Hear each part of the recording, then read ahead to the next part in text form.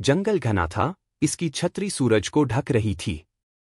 युवा एरिन झाड़ियों के बीच से आगे बढ़ रहा था, उसकी सांसें भारी थीं, एक पुरानी किंवदंती की फुसफुसाहट से प्रेरित होकर दुनिया से छिपा हुआ एक गाँव। वह अजीबोगरीब नक्काशी वाले काई से ढके पत्थर पर ठोकर खा गया, जो पहला संकेत था। जैसे ही उसने उसे छुआ, जमीन कांप उठी, एक संकरा रास्ता दिखाई दिया।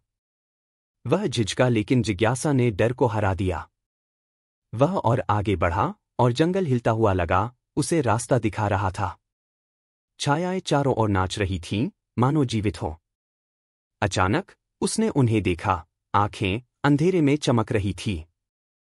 एक नरम आवाज गूंजी, तुम बहुत दूर आ गए हो, यात्री। एक बुजुर्ग महिला सामने आई, उसके बाल चांदी की तरह चांदी के थे।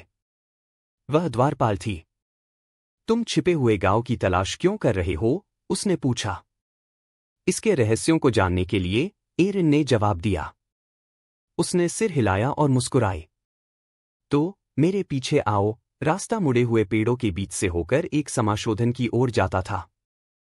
वहां अलौकिक प्रकाश में नहाया हुआ गांव खड़ा था, इसकी इमारतें बेलों से बुनी हुई थीं, छतों पर फूल खिल रहे थे।